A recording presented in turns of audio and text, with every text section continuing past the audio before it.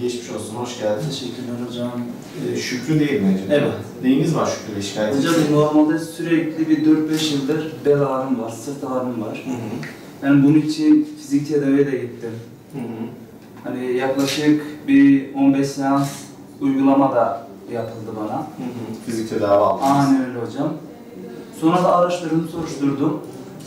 Şehir hastanesinde GETAT açılmış, Hı hı. hacamat yapılıyormuş. Hani aile hekimlerinden soruşturdum, beni buraya yönlendirdiler. Genellikle sağ sol kulunç tarafları hocam. Sırt ağrıları. Aynen öyle. Bir de bel kısmı. Bende. Fıtığınız var mı? Daha önce fizik tedaviye de ortopediye gittiniz mi? Gittim de fıtıkla ilgili bir şey demedi. Sadece boynumda düzleşme var. Testleriniz iyi. Kolesterolünüz güzel, bir sıkıntı yok. Benimki takviyesi kullanıyor musunuz? Evet, kullanıyorum. Evet, yüksek çıkmış. Yine demir deposu, ferritin dediğimiz tahlil güzel. Guatırlarınızda bir sorun yok. Size 3 seans hacamat öneririm. Tamam. Bunu 3 ay arayla yapabiliriz. İlk seansı isterseniz şimdi yapalım. Tamam, olur. Ağrıyan yerlerinizi de siz bana gösterirsiniz işlem sırasında, Çok muayene iyi. sırasında. Oralara odaklanırız. 3 ay sonra tekrar görüşürüz inşallah. Tamam. İkinci, üçüncü seanstan sonra inşallah o ağrıyan yerlerinize daha fazla odaklanırız. Tamam hocam. Bir tarama hacamat.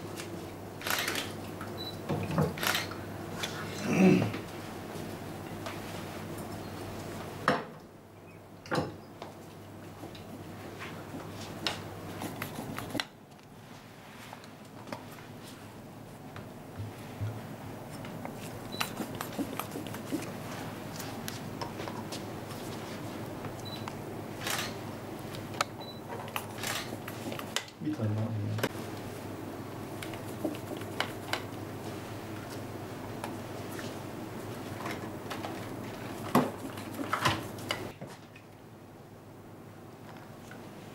Sadece cilt yüzeyinde kesik atıyorum Şükrü Bey. İz kalmaz, merak etmenize gerek yok. Çok teşekkür ederim. En geç bir ay içerisinde kendi kendine iz bırakmadan geçer.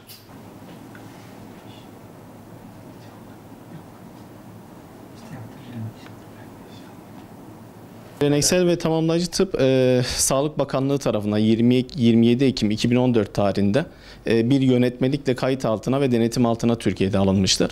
Daha önce bizim annelerimizin, büyüklerimizin mahalle aralarında, evlerde yaptığı tamamlayıcı tıp uygulamalarına bir nevi resmiyet kazandırılmış halidir. Yine bakanlık bünyesinde verilen eğitimlerle sadece doktorlara ve diş hekimleri verilen sertifikalarla şu an hastanelerde denetim altında steril şartlarda yapılmaktadır.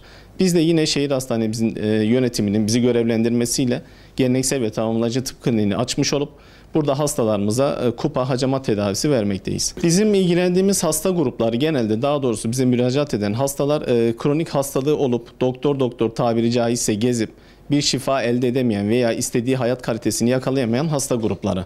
Örnek vermek gerekirse fibromiyalji hastaları bizim en çok uğraştığımız hastalık grubudur. Bunlar ortopedi uzmanına gider, beyin cerrahisine gider, nörolojiye gider, fizik tedaviye gider, defalarca fizik tedavi seansları alır ama istenilen rahatlamayı sağlayamazlar. Bizim en çok fayda gördüğümüz, gösterdiğimiz, mutlu sonuçlandırdığımız hasta grupları da yine dediğim gibi kas iskelet sistemi hastalıkları. Bunun yanında tansiyon hastalıkları özellikle, hipertansiyon hastalarında yaptığımız hacamat uygulamasının bizim klinik gözlemimiz. Tansiyonu regüle ettiğini görmüş bulunmaktayız. Hastalar geldiği zaman ilk biz değerlendirmemizi yapıyoruz burada. Klinik değerlendirmeyi bir uzman hekim gözüyle görüyoruz. Yakın tahlilleri varsa onların üzerinden gidiyoruz. Eğer yakın tahlilleri yoksa hastaya detaylı bir kan tahlili istiyoruz. Şikayetine göre mesela şeker hastası, tansiyon hastası ona dönük tahlillerini isteriz. Onların değerlendirmesini, ilaçlarının regülasyonu, tekrar kullanılacağı ilaçlar, kullanmayacağı ilaçlar onları belirleriz. Hacamat seansının sayısına beraber hastayla yine kan tahlillerinin sonucuna göre karar veririz. Genelde hastaya göre değişmekle beraber 3 seans öneririz hastalara. Yine seansların aralığı da kişiye göre, hastaya göre, tahlillerine göre değişmektedir. Maksimum faydayı elde etmek için ortalama hastalarımız 3 seanstan sonra rahatlamış oluyorlar. Genelde rahatlarlar. Hacamatın özel günleri var ama biz burada medikal tedavi verdiğimiz için o günler olmaz şart değil. Yani herhangi bir şikayeti olan, tedavi amaçlı buraya gelen hastalarımız da yine özel günleri dışında hacamat işlemini yapmaktayız. Kronik hastalıklardan muzdarip olan hastalarımızın özellikle bütüncül bir bakış açısıyla tedavi olmak, muayene olmak isteyen hastalarımız yine MRS üzerinden 182'den randevularını alarak geleneksel ve tamamlayıcı tıp kliniğine Gaziantep Şehir Hastanesi'ne bekleriz.